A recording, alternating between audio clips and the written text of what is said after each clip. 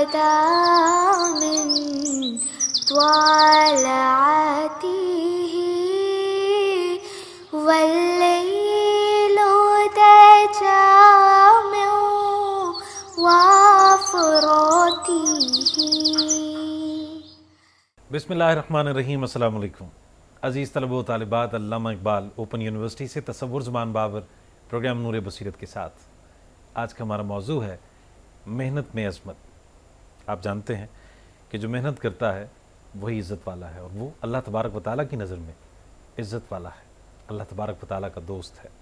اچھا، بعض اوقات ہم محنت کرتے ہیں لیکن محنت کا وہ صلہ کہ جو ہم ایکسپیکٹ کر رہے ہوتے ہیں، جس کی توقع کی جا رہی ہوتی ہے، وہ صلہ ہمیں ملتا نہیں، یا جن نتائج پہ ہم نظر رکھتے ہوئے محنت کرتے ہیں وہ نتائج برآمد نہیں ہوتے. اچھا، پھر محنت کے حوالے سے شاید ہم یہ نہیں سمجھ پاتے کہ بعض اوقات محنت میں بھی ملاوٹ کی جاتی ہے. دودھ کی ملاوٹ تو ہمیں سمجھ آتی ہے، کھانے پینے کی دیگر اشیاء میں بعض اوقات، لیکن یہ محنت میں ملاوٹ کیا ہوتی ہے؟ آپ ہمارے بہت سے دوست جو کہ اپنا مقالہ لکھتے ہیں، تھیسس لکھتے ہیں، کسی اور کے مقالے سے کچھ چیزیں چرا لی، اس کو شامل کر لیا، اب نتیجہ یہ نکلا کہ جناب ان کو بڑے اچھے نمبر مل گئے، اور وہ مقالہ ان کے نام سے چھپا بھی ہے، اور اس پہ بڑی ان کو ایک توصیفی اسناد سے بھی نوازا جاتا ہے، لیکن اس میں ہے تو ملاوٹ نہ. اب جو صلہ انہوں نے پایا ہے وہ اپنی محنت سے زیادہ پایا ہے، تو اس محنت کا کیا ثمر، اور اس محنت کو آپ کہاں پہ کس لیول میں پائیں گے؟ اسی طرح بعض لوگ بہت محنت کرتے ہیں اور اس محنت کا جو صلہ ان کو ملنا چاہیے وہ نہیں ملتا. تو وجہ کیا ہے؟ کیونکہ ہم مسلمان ہیں، تقدیر پہ بھی ہمارا پورا ایمان ہے اور یقین ہے، تو اگر محنت کا صلہ یہاں نہیں ملا تو پھر آخرت میں ملے گا یا نہیں؟ بس جو محنت ضائع ہو گئی سو ضائع ہو گئی. یہ ایسے سوالات ہیں کہ یقیناً جو آپ کے اذہان میں بھی اور قلوب میں پائے جاتے ہوں گے، اٹھتے ہوں گے. تو کیوں نہ آج کے اس موضوع پہ سیر حاصل گفتگو کریں جناب پروفیسر ڈاکٹر حافظ محمد سجاد صاحب کے ساتھ، جو کہ علامہ اقبال اوپن یونیورسٹی کے ڈپارٹمنٹ آف انٹرفیتھ ہارمونی کے چیئرمین ہیں. ہمارے ساتھ تشریف فرما ہے، گفتگو کرتے ہیں ان سے. السلام علیکم. وعلیکم السلام ورحمۃ اللہ وبرکاتہ. ڈاکٹر صاحب بہت شکریہ آپ کے وقت کا. یہ ہم جانتے ہیں کہ محنت میں عظمت ہے، تھوڑا سا ہم قرآن و حدیث کی روشنی میں یہ جاننا چاہتے ہیں کہ جس محنت کے حوالے سے بات کی گئی ہے وہ در حقیقت کیا ہے کہ جو انسان کو عظیم بناتی ہے؟ بہت اچھا. اصل میں انسان کی تمام تر صلاحیتیں اللہ کی دی ہوئی ہیں. پہلے اس فلسفے کو سمجھنے کی ضرورت ہے کہ جو کچھ مجھے عطا ہوا ہے وہ اللہ رب العزت کی طرف سے ہے. اس میں میری علمی صلاحیتیں، میری فکری صلاحیتیں، اور اس سے بڑھ کر جو مجھے وقت ملا ہے، جو مجھے علم و ہنر ملا ہے، جو مجھے صلاحیت ملی ہے اس دنیا میں کام کرنے کی، سمجھنے کی، سمجھانے کی، یہ سب میرے اللہ کی عطا ہے. بے شک. اور اسی کے ساتھ ساتھ آپ نے بڑی بنیادی بات شروع میں ہمارے سامنے رکھ دی ہے کہ نیت کا بہت بنیادی عمل دخل ہے ہر کام کے اندر. اس لیے نبی کریم صلی اللہ علیہ وسلم نے فرمایا انما الاعمال بالنیات، کہ کوئی بھی عمل ہے اس کا تمام تر دار و مدار نیتوں پر ہے. ایک مسلمان کی حیثیت سے دین اسلام سے وابستگی اور اس کے ضابطہ حیات ہونے کے حوالے سے ہماری تعلیمات کا ایک بنیادی مرکز اور محور یہ ہے کہ ہمیں ہر وقت اس کو پیش نظر رکھنا ہے کہ اللہ نے جو مجھے صلاحیت دی ہے اور جو مجھے وقت عطا کیا ہے اس دنیا کے اندر، یہ بہت قیمتی ہے. میں کوئی جو ہے نا معمولی چیز نہیں ہوں. اللہ نے مجھے بہت بڑی صلاحیتوں سے نوازا ہے، اس دنیا میں بھیجا ہے تو بیکار نہیں بھیجا.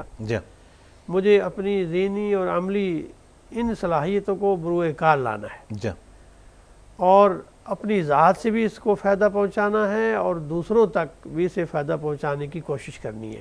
بالکل ٹھیک. اور پھر یہ صرف خالصتاً اللہ کی رضا کے لیے ہوتا ہے. دنیا میں اس کا صلہ اس طرح ملتا ہے کہ جب آپ یہی کام دوسروں کی خیرخواہی کے لیے، نفع رسانی کے لیے کام کرتے ہیں، وہ آپ سے محبت کرتے ہیں، آپ کی خیرخواہی کرتے ہیں.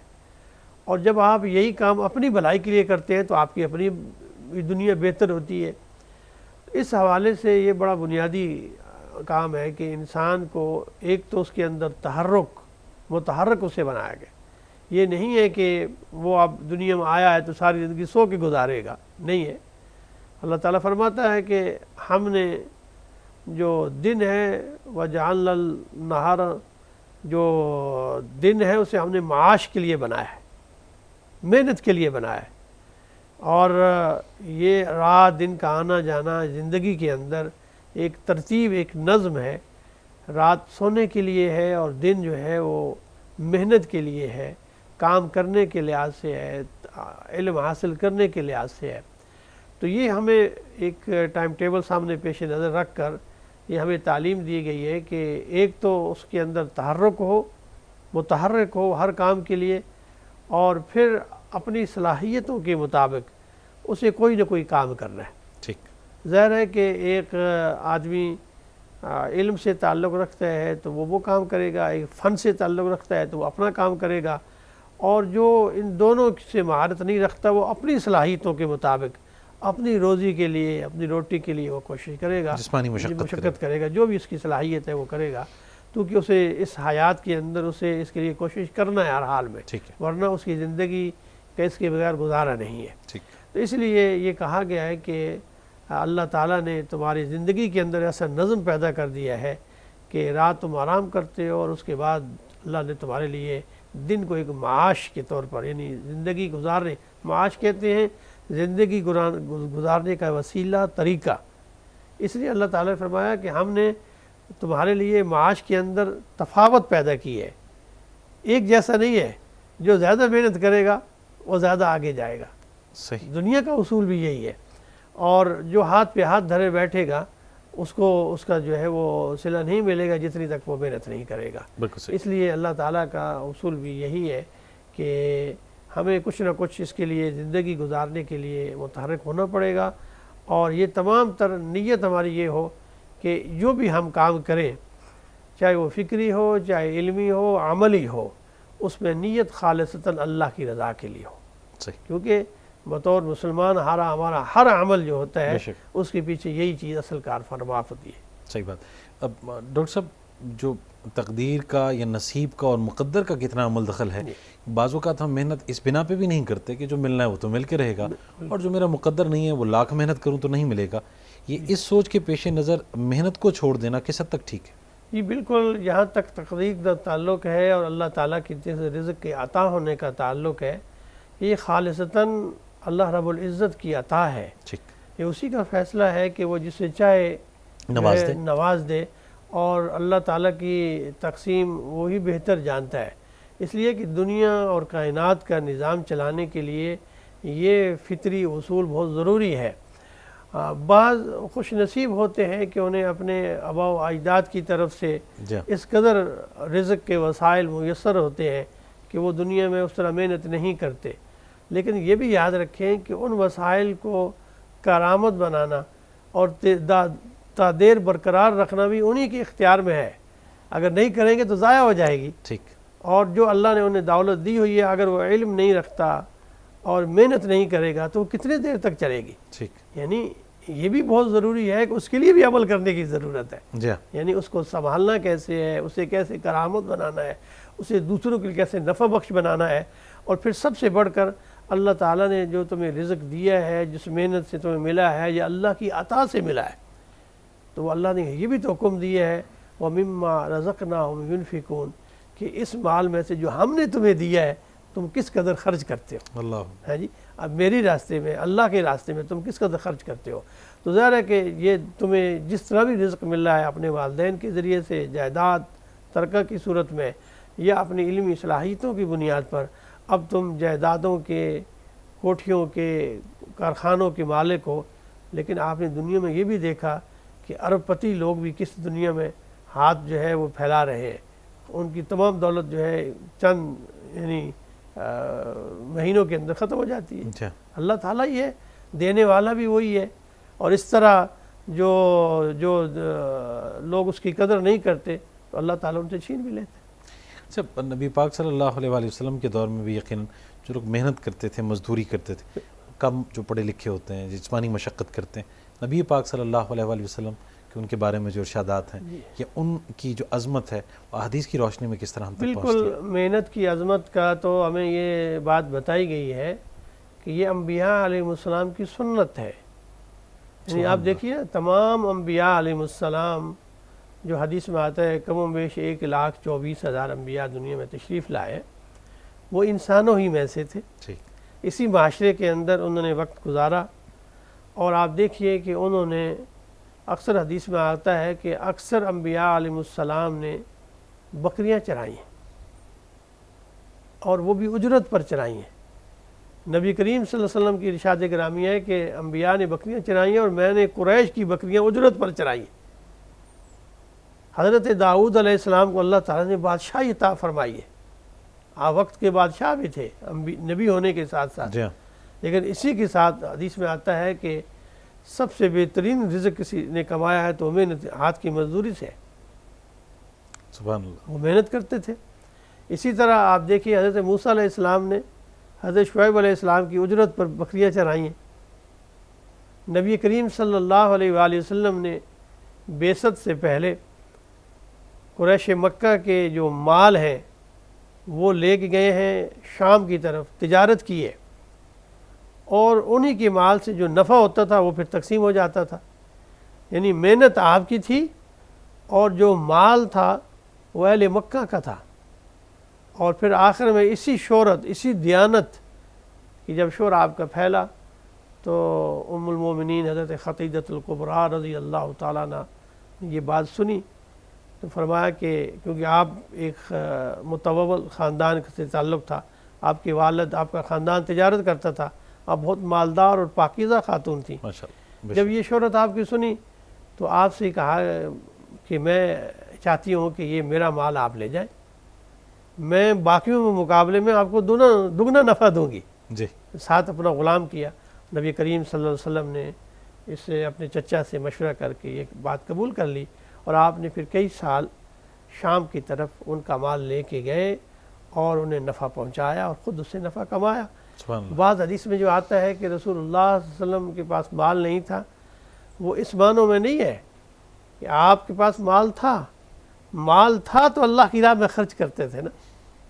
یعنی نبی کریم صلی اللہ علیہ وسلم اعلان نبوت کے بعد تو پھر یہ ترتیب تھی کہ آپ اپنے لیے مال رکھتے ہی نہیں تھے، جو کچھ مال ہوتا تھا اپنے حسب ضرورت اور اس سے جو زیادہ ہوتا تھا وہ اللہ کی راہ میں خرچ ہو جاتا تھا، اور یہ آپ نے سارا مال جو ہے وہ محنت سے، تجارت کے ذریعے سے کمایا تھا، اور اسی طرح ان کے اپنے آباء و اجداد سے جو انہیں ملا تھا وہ مال تھا آپ کے پاس۔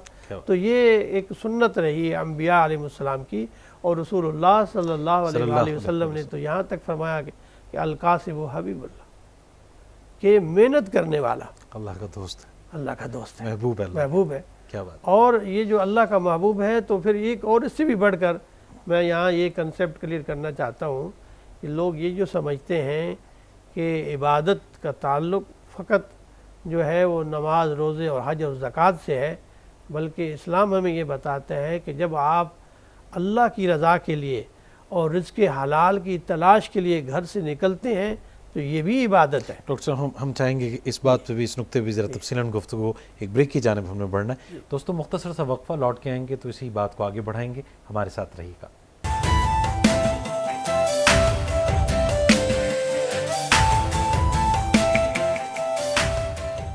الصبح بدا من طلعته والليل دجى من وافراته۔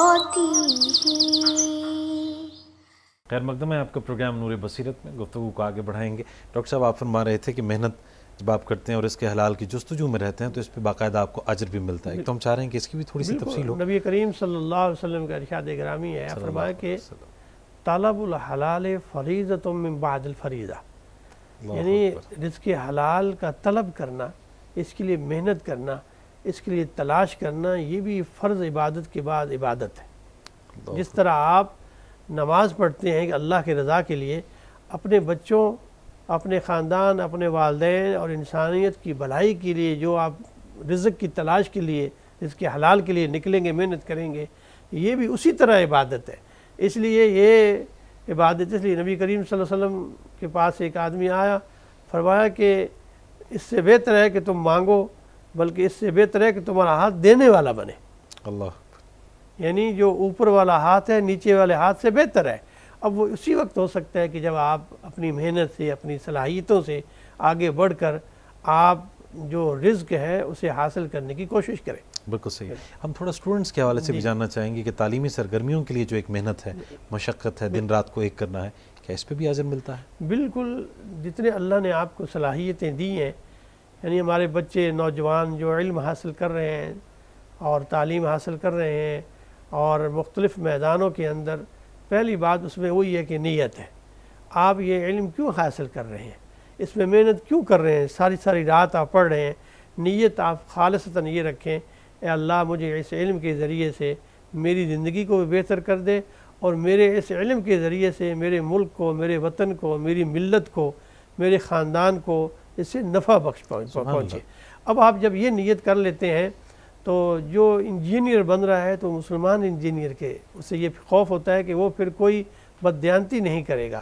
ایک ڈاکٹر ہوگا تو اس کے اندر یہ جذبہ پیدا ہوگا کہ میں نے اس علم سے جو میں نے سیکھا ہے یہ انسانیت کے لیے نفع بخش ہے، اس کے دکھ اور درد کو میں نے کم کرنا ہے، اور اپنی تمام تر علم اور صلاحیتوں کے مطابق ایک مریض جو لاچار ہے، اس مرض میں مبتلا ہے، شفا تو اللہ نے دینی ہے، لیکن میں نے جو علم حاصل کیا ہے اس نیت کسے کیا ہے کہ اس کی شفا کے لیے میں جو کچھ ذرائع ہیں، جو علم ہے، جو ٹیکنالوجی ہے، اس سے اس کی مدد کروں، اپنی خدمات پیش کر سکوں۔ یہ جب نیت ہوگی نا تو پھر یہ ذہن میں نہیں ہوگا کہ میں نے تو آپریشن کرنا ہے اور پیسے جیب میں ڈالنے ہیں، اور یہ جانے اس کی اللہ جانے یہ زندہ رہتا ہے یا نہیں، پھر اگلا مریض تیار بیٹھا ہے۔ تو یہ تب تصور ہوتا ہے نا علم کا، تعلیم کا، یہ نظریہ ہوتا ہے محنت کا بھی، تو اللہ اس کا اجر عطا فرماتا ہے۔ جو آپ محنت کر رہے ہیں اس کا آپ کو اجر ملے گا۔ یہ جو پڑھنا ہے یہ دنیاوی تعلیم نہیں، یہی دین بن جاتا ہے۔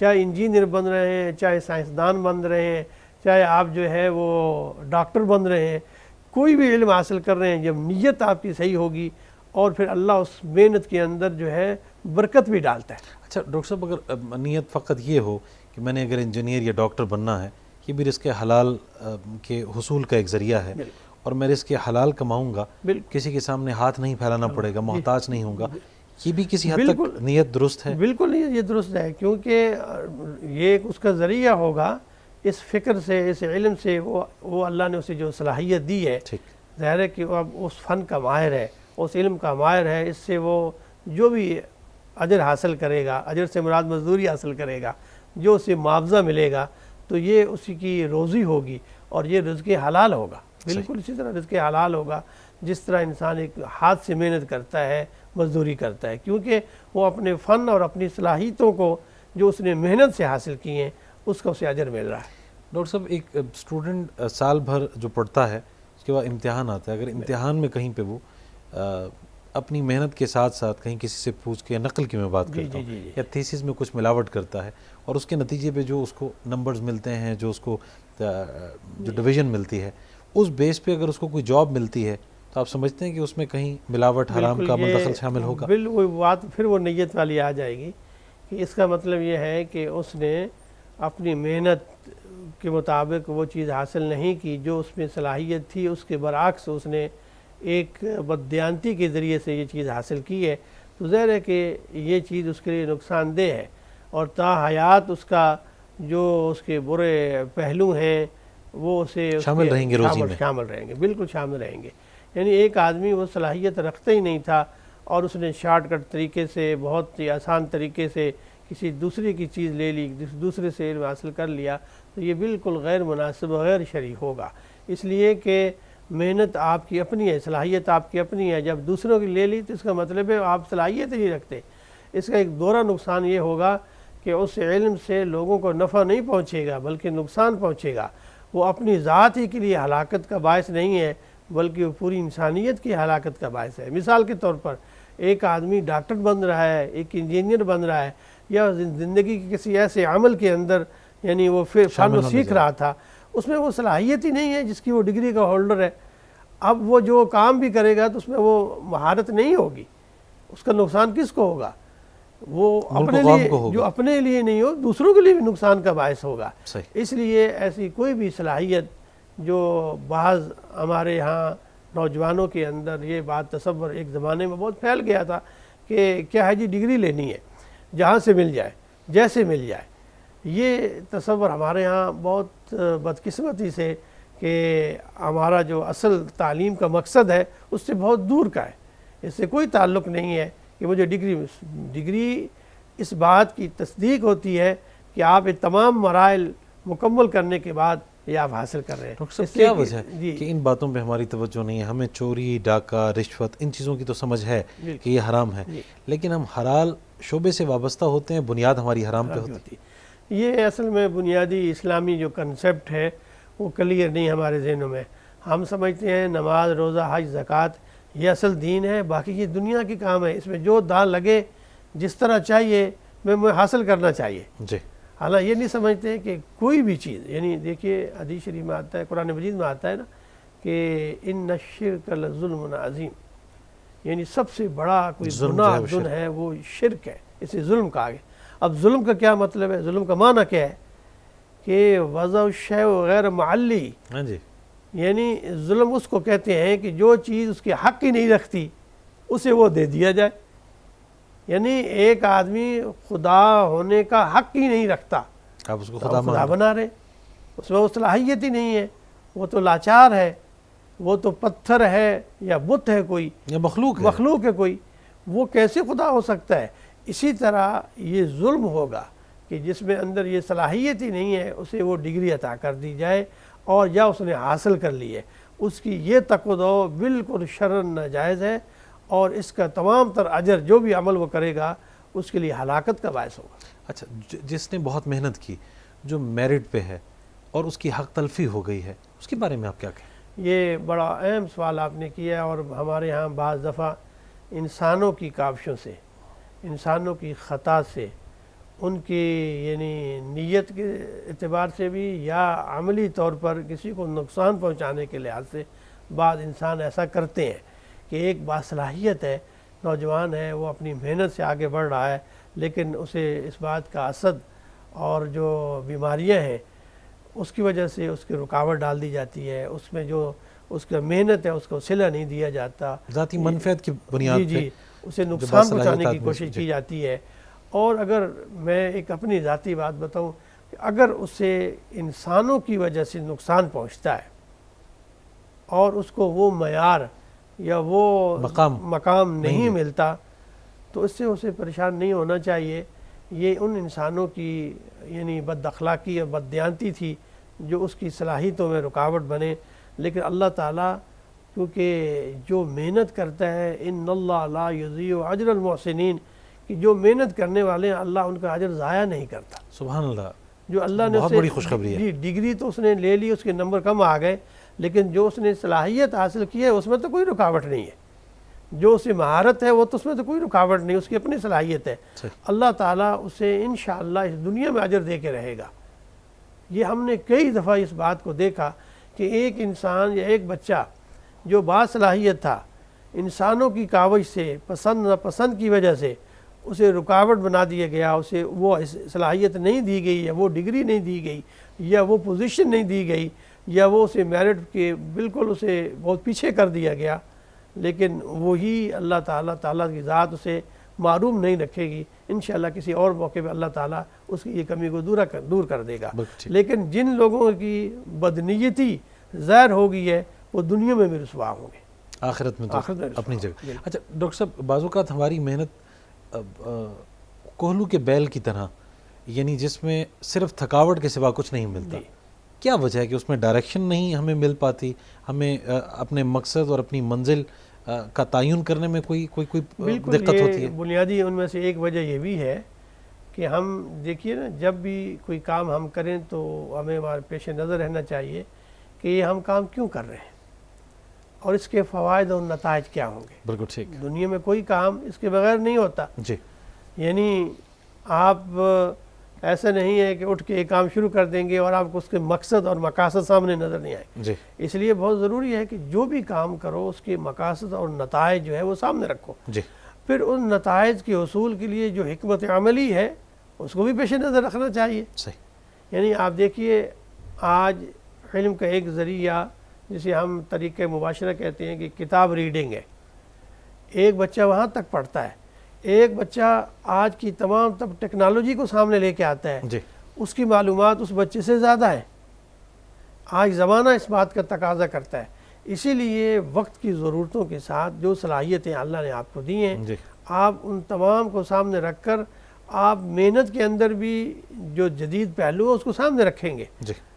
ایک مزدوری کرتا تھا جو سر پہ یعنی ٹوکری رکھ کر یا مزدور اینٹیں اٹھا کر کرتا تھا.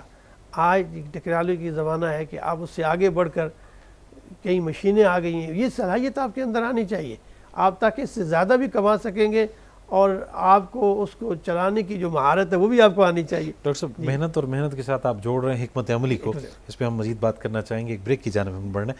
دوستو ایک مختصر سا وقفہ ہے, لوٹ کے آئیں گے تو مزید بات ہوگی. ہمارے ساتھ رہیے گا.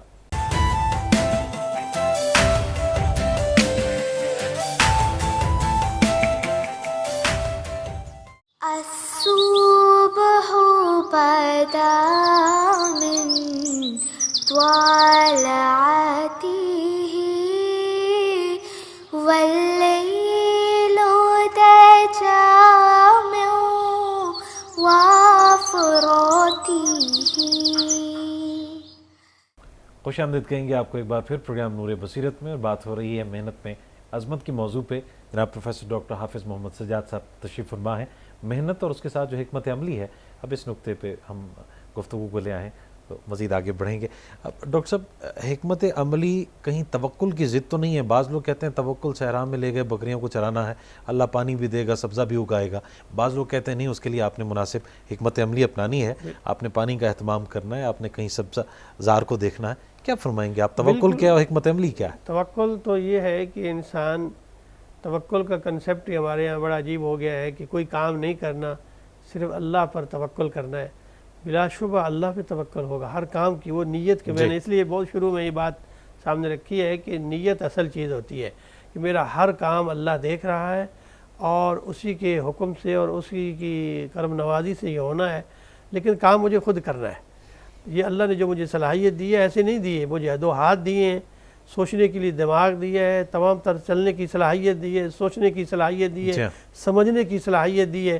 یہ اللہ تعالیٰ نے اتنی بڑی مجھے نعمتیں دی ہیں, تو یہ بیکار ہے نہیں. اس دنیا میں اللہ تعالیٰ نے یہ کہا ہے کہ ان السمع والبصر والفؤاد کل اولئک کان عنہ مسئولا.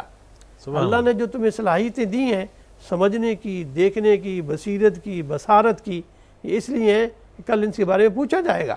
ان کو تم نے کہاں استعمال, اللہ نے تمہیں اتنا ذہین دماغ دیا تھا, کیا یہ دوسروں کو نقصان پہنچانے کے لیے تھا؟ کیا یہ شرارتوں کے لیے تھا یا صرف لاؤ و لعب کے لیے نہ تھا؟ نہیں, یہ اللہ نے جو صلاحیت دی ہے, اس دنیا میں بڑی زندگی بڑی مختصر سی ہے, اس کو کس کاموں میں لگایا ہے؟ کام یہ تھا کہ تم اس لیے خود اپنے ذات کے لیے کتنے نفع بخش بنے ہو, دوسروں کی تو بات کی بات ہے, خود اپنے لیے کتنے نفع بخش بنے ہو کہ تمہاری ذات سنور جائے, تمہارا خاندان سنور جائے, تمہارا جو ہے آبا و اجداد سنور جائے, تمہارا ملک سنور جائے. اس سے ایسے نہ گزارو, اسے بالکل کام میں لو, اس کے بارے میں پوچھا جائے گا. پھر اس کے ساتھ جو دوسری حکمت عملی ہے, یہ بڑی بنیاد ہے. نبی کریم صلی اللہ علیہ وسلم کے پاس ایک صحابی آئے, آپ سے سوال کیا, فرمایا کہ یہ تجھے میں عطا کر سکتا ہوں, لیکن ایسا نہیں ہے کہ تم محنت کرو. یا رسول اللہ, میرے پاس تو کوئی چیز ہی نہیں ہے کہ میں محنت کروں. فرمایا تمہارے گھر میں کیا ہے؟ فرمایا ایک دو چیزیں ہیں. فرمایا لے آؤ. آپ جب وہ لے کے آیا, حضور نے فرمایا کہ اس کی یہ دو چیزیں کون لے گا؟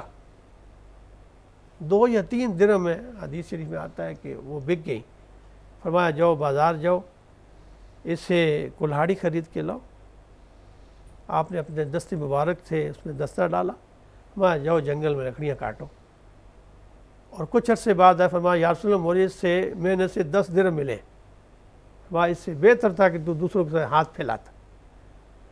اب توکل یہ تھا کہ وہ اللہ کے نبی کے پاس آتا, آپ دعا بھی کرتے تو رزق سے مالا مال ہو جاتا. اللہ اس کے لیے دنیا و زمین و آسمان کے خزانے کھول دیتا. اللہ کے نبی نے اپنے لیے, اللہ نے فرمایا کہ اے نبی, اگر آپ جو چاہیں تو یہ خزانے بن جائیں. بلکہ قریش مکہ نے کہا کہ ہم نبوت تب مانیں گے یہ جو سامنے پہاڑ ہے نا, جو بالکل چٹیل پہاڑ ہے, یہ سونے کے بن جائے. حضور نے فرمایا میں اس لیے نبی بن کر نہیں آیا کہ میں یہ سونے کے پہاڑ بڑھوں، میں تم اللہ کا رستہ دکھانے کے لیے آیا۔ تو آپ نے وہاں بھی اپنی عمل سے اس بات کا اظہار فرمایا کہ محنت، اس کا تمہیں اجر فوراً ملے گا۔ کچھ عرصے بعد وہ امیر ہو گئے۔ صحابہ کا عمل ہمیں یہ بتاتا ہے کہ وہ جب مدینے میں ہجرت کر کے مہاجرین گئے تو آپ دیکھیے کہ ان کے پاس کچھ نہیں تھا۔ قرآن کہتے ہیں کہ للفقراء المہاجرین، وہ فقراء تھے، سب کچھ ان سے چھین لیا گیا تھا، خالی ہاتھ مدینے گئے تھے، لیکن انصار نے ان کی مدد کی، اور پھر وہ بستیوں کے اندر انہوں نے کاشتکاری بھی کی، انہوں نے تجارت بھی کی، انہوں نے محنت مزدوری بھی کی، اور پھر جب اللہ کے نبی نے کہا کہ اپنے مالوں میں سے خرچ کرو، تو پھر وہ اس قدر خرچ کرتے تھے کہ وہ یُؤْثِرُونَ عَلَىٰ أَنفُسِهِمْ وَلَوْ كَانَ بِهِمْ خَصَاصَةٌ، وہ پھر اپنی ذات کی پرواہ نہیں کرتے تھے، اللہ اکبر، وہ دوسروں کی پرواہ کرتے تھے، اسے ایثار کہتے ہیں۔ ڈاکٹر صاحب اسی کو میں تھوڑا سا آگے، کیونکہ ہمارے ہاں کمبائنڈ فیملی سسٹم بھی ہے، اس میں ہم دیکھتے ہیں کہ گھر کے کچھ افراد، کچھ بھائیوں کو لے لیجئے، ان میں کچھ زیادہ کما رہے ہوتے ہیں، کچھ شاید اتنی صلاحیت نہیں رکھتے، اب جن کو اللہ تبارک و تعالیٰ زیادہ نواز رہے ہیں، عطا کر رہے ہیں، لوگ بعض اوقات متکبر ہو جاتے ہیں اور وہ یہ سمجھتے ہیں کہ یہ تو کما میں رہا ہوں، مستفید باقی سب ہو رہے ہیں۔ اب یہ سوچ ایک طرح سے تو ٹھیک ہے، محنت انہوں نے کی ہے، ثمر انہی کا ہی بنتا ہے، لیکن دوسری طرف آپ اسلامی پوائنٹ آف ویو سے اس کو کس طرح سے دیکھیں گے؟ بالکل، یہ جب ہم ایک اجتماعی حیثیت سے خاندانی کے طور پر رہ رہے ہوتے ہیں تو یہ ہوتا ہے کہ ایک کی صلاحیت زیادہ اللہ نے اسے عطا کی ہے اور وہ اپنے علم و ہنر میں آگے ہے اور وہ آگے بڑھ جاتا ہے، تو وہ بلا شبہ اس کی وہ جو اجرت ہے، جو مزدوری ہے، جو تنخواہ ہے، اس سے زیادہ ہے، اور اگر تو وہ اس کا حق ہے، وہ ذاتی اس کا حق ہے کہ حق کے لیے وہ جہاں خرچ کر سکتا ہے تو وہ اپنے خاندان یعنی اپنے ازواج پر، اپنی اولاد پر، اپنے والدین پر، اس سے آگے بڑھ کر جو معاملہ ہوگا وہ صلہ رحمی ہوتا ہے۔ اور صلہ رحمی کی ہمیں بڑی قرآن مجید میں آپ دیکھیے نا، اللہ تعالیٰ نے انتہائی خوبصورت ہمیں نظام زندگی عطا فرمایا ہے، بلا شبہ یہ ساری محنت اس کی ذاتی ہے اور وہ اپنی مرضی سے خرچ بھی کر رہا ہوتا ہے، لیکن اللہ تعالیٰ فرمایا وَآتُوا یعنی وَآتِ ذِی الْقُرْبَى، اپنے رشتہ داروں کا حق ادا کیا کرو۔ اب حق ادا کرنا کیا ہے کہ جو پیچھے رہ گئے نا انہیں ساتھ چلانا ہے، ان کی مدد کرنی ہے۔ اب یہ جو مدد ہو کہ یہ بھی نیکی ہے، یہ نیکی تم جو زکوٰۃ دے رہے تھے اللہ کی راہ میں، تو زکوٰۃ دینے میں بھی تم سب سے پہلے ان لوگوں کو دو تمہارے رشتہ دار ہیں۔ ڈاکٹر صاحب یعنی مدد طلب کرنے سے روکا ہے لیکن مدد کرنے کی تاکید ہے۔ تاکید، بالکل، یہ بہت خوبصورت یعنی باتیں ہیں۔ مسئلہ صرف یہ ہے کہ ہمیں صلہ رحمی کا حکم دیا گیا ہے، اور صلہ رحمی یہ ہے کہ اللہ نے تمہیں اتنا مال دے دیا تو اس مال میں سے دوسروں کا بھی حصہ ہے، جو حق معلوم للسائل والمحروم، کہ تمہارے مالوں میں جو محروم المال ہیں ان کا حصہ ہے، حق ہے ان کا۔ اور حق آپ سمجھتے ہیں، میں مجھ سے بہتر جانتے ہیں کہ حق جو ہوتا ہے نا وہ ایک بنیادی اور لازمی چیز ہوتی ہے، جس طرح کہ یہ میرا حق ہے، اسی طرح قرآن کہتا ہے کہ جو محروم المعیشت لوگ ہیں ان کا جو حق تمہارے مالوں کے اندر ہے، جو مالدار ہیں۔ تو اس لیے جو اللہ نے جن کو اللہ رزق دے تو انہیں کوشش کرنی چاہیے کہ وہ اپنے مال سے جو صدقات واجبہ ہیں، یعنی جسے ہم زکوٰۃ کہتے ہیں، اس کے علاوہ بھی خرچ کیا کریں، اور وہ خرچ کیا ہے؟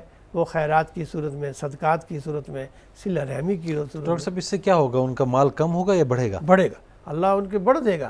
اللہ تعالیٰ نے یہ فرمایا کہ جو اللہ کی رضا کے لیے دوسروں پر خرچ کرتے ہیں، اللہ ان کا مال جو ہے وہ کئی گنا بڑھا دیتا ہے، اور اجر الگ سے ہے، اجر سے الگ سے ہے، اس میں کمی نہیں آتی، کوئی کمی نہیں آئے گی، بلکہ یہ تو اللہ تعالیٰ نے دیکھیے نا پہلی یعنی سورہ بقرہ کے آغاز میں متقین کی جو صفتیں بیان کی ہے کہ وہ مما رزقناہم ینفقون، جو ہم نے ان کو رزق دیا ہے۔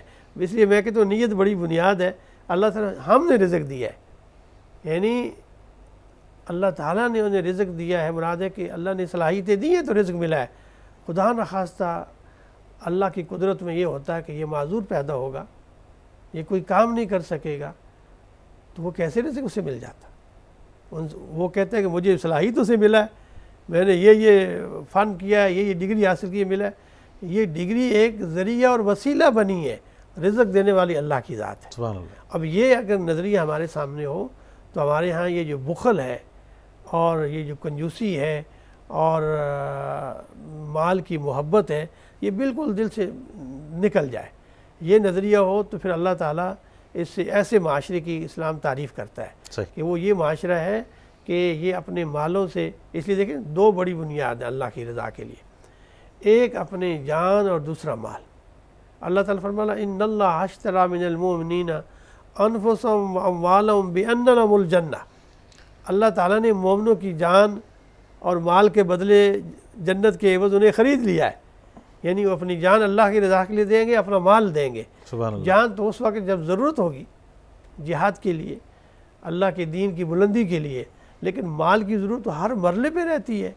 معاشرہ آج کس قدر جو ہے وہ فاقوں سے جو ہے وہ معاشرے میں کتنے افراد ہیں جو رات کو کھانا نہیں کھا سکتے. ہمارا ہمسایہ بھوکا سوتا ہے, کبھی ہم نے خبر گیری نہیں کی. آج ہمارے معاشرے میں کتنے لوگ ہیں جو بے روزگار ہیں. اس وبائی صورتحال میں کتنے لوگ جو کل تک مالدار تھے آج سڑکوں پہ آ چکے ہیں. اس لیے یہ واللہ فضل بعضکم علی بعض فی الرزق, اللہ کا یہ جو ہے حکمت عملی ہے, جس کو رزق دے بعض کو بعض فضیلت دے. اس لیے اس معاشرے میں رہتے ہوئے آپ اس بات کو بھی یقین رکھیں کہ ممکن ہے کل میری یہ حالت ہو, اس لیے اس سے پہلے کہ میری یہ حالت ہو مجھے اس مال کو دوسروں میں تقسیم کرنا ہے. جب میری باری آئے گی تو انشاءاللہ اللہ مجھے بھی عطا کرے. اچھا ڈاکٹر صاحب, بعض اوقات محنتیں ضائع بھی اور ضائع گاہ جاتی ہیں. یعنی کسی آدمی نے کہیں کو فصل لگائی, ایسے وقت پہ بارش ہو گئی جب بارش کی ضرورت نہیں تھی, کوئی فیکٹری لگائی ہے اس میں نقصان ہو گیا. اب اس موقع پہ کیا طرز عمل ہونا چاہیے؟ کیونکہ قرآن میں تو یہ بھی آتا ہے کہ اللہ تبارک و تعالی ہمیں بھوک سے, فاقے سے, مالوں کے ضیاع ہونے سے یا محنت کے جو ثمر ہیں ان کے ضائع ہو جانے سے بھی آزماتا ہے. تو یہ آزمائش ہوگی. اس کی بڑی خوبصورت مثالیں قرآن مجید میں اللہ تعالیٰ نے دی ہیں کہ ایک آدمی نے باغ لگایا, اس نے فصل بوئی اور پھر فصل تیار ہو گئی اور ضائع ہو گئی. اور ایک آدمی نے محنت مزدوری کی, فصل لگایا اور وہ ہرا بھرا, اس کا دل کو خوش ہوتا ہے اور وہ اللہ کی رضا سمجھتا ہے. اس میں وہی بات نیت والی ہے کہ جس نے اپنی تمام تر صلاحیتیں لگا دیں, محنت کی اس کام کے اندر, اور پھر اس نیت کے ساتھ کہ اللہ نے مجھے جب رزق دے گا اس میں سے تو میں اللہ کا حق ادا کروں گا. جب یہ نیت ہوتی ہے تو اللہ اس کی حفاظت فرماتا ہے, اس کی حفاظت فرماتا ہے اور اسے انجام تک پہنچاتا ہے. جب اس کی نیت یہ ہوگی کہ مجھے اس فیکٹری سے 4 اور لگانی ہے ابھی جو بنا رہا ہوں, تو پھر کوئی نہ کوئی اس سے اس مسئلہ پیش آ جائے گا کہ کیونکہ اس کی نیت کے اندر فطور ہے اور اس میں نفع بخشی نہیں ہے. اس کی بڑی عمدہ مثالیں ہمیں حضرت موسیٰ علیہ السلام, حضرت خضر کے واقعے میں ملتی ہیں کہ حضرت خضر جو ہیں وہ ساتھ ساتھ چل رہے ہیں, ایک بچہ آتا ہے, آپ اس کے بچے کو مار دیتے ہیں. موسیٰ علیہ السلام فرماتے ہیں کہ یہ تو حق ناحق آپ نے مار دیا. فرمایا کہ بعض میں اس کی وجہ بتائی کہ یہ بڑا ہو کر اپنے والدین کے لیے مصیبت بنتا, کیونکہ اس کے یہ ٹھیک نہیں تھا. اور کبھی ایسا ہوتا ہے کہ یتیم کا مال حفاظت کے لیے آپ نے بغیر اجرت ان کی دیوار سیدھی کر دی. پوچھتے ہیں یہ کیوں کیا, انہوں نے ہمیں کوئی شے بھی نہیں دی. کہ وَقَانَ أَبُوهُمَا صَالِحًا, کہ ان کا والد صالح تھا. اللہ, تو اللہ ان کے اس مال کا خزانے کی بھی حفاظت فرماتا ہے. یہ بڑا ایک بنیادی نقطہ ہے جو ہمارے سامنے رہنا چاہیے کہ جب ہمارا عقیدہ اس بات کا ہے کہ ہمارا ہر عمل اللہ دیکھ رہا ہے, تو ہمیں ان صلاحیتوں کے ساتھ اس پر یقین کر کے, ایقان کر کے جب بھی ہم عمل کریں. اور اس سے بڑھ کر ایک اور بات جی, جو آپ نے بات فرمائی ہے کہ ایک آدمی فیکٹری لگاتا ہے, سب کچھ لگاتا ہے, تو وہ جب فیکٹری لگا رہا ہے, آج کے جدید ٹیکنالوجی یہ کہتے ہیں, وہ پہلے سروے کرتے ہیں لوگ کہ یہ جو پیداوار جس کی بننی ہے, جو ہونی ہے, کیا اس کی کھپت اتنی ہوگی معاشرے کے اندر, اس کمیونٹی کے اندر ہوگی, اس ملک کے اندر ہوگی. یہ جو ٹیکنالوجی میں لگا رہا ہوں اس کا کس قدر فائدہ ہوگا.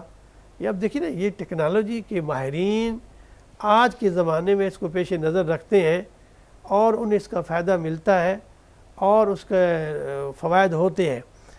اور اللہ کوئی ناگہانی آفت آ جائے جو دنیا میں جس طرح حالات ہو جاتے ہیں, کووڈ کا سامنا کرنا پڑا, وہ حالات ایک عالمگیر پہلو ہوتا ہے, جی پہلو ہوتا ہے. سر میں اس کے اثرات ہوتے ہیں. میں چاہوں گا کہ اس پہ ہمارا طرز عمل کیا ہونا چاہیے, لیکن ہم ایک بریک کی جا رہے ہیں, بلکہ اس پروگرام کا آخری وقفہ ہے. دوستو لوٹ کے آئیں گے تو انشاءاللہ جو گفتگو ہے وہ اپنے منطقی انجام کو پہنچے گی. ہمارے ساتھ رہیے گا.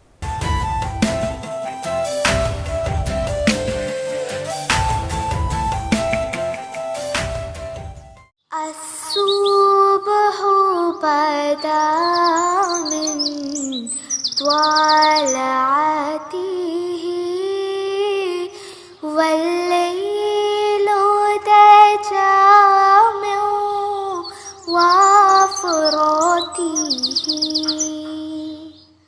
خیر مقدم ہے آپ کا پروگرام نور بصیرت میں گفتگو آگے بڑھائیں گے. ڈاکٹر صاحب ایک تو ہم چاہ رہے ہیں کہ وہ بات کمپلیٹ ہو کہ اب جیسے کووڈ آیا بہت سے لوگوں کے نقصانات ہوئے مالی طور پہ، اب اس موقع پہ کیا طرز عمل ہونا چاہیے؟ محنت تو انہوں نے کی اور ہو سکتا ہے کہ کئی لوگوں کی نیت میں کھوٹ بھی نہ ہو.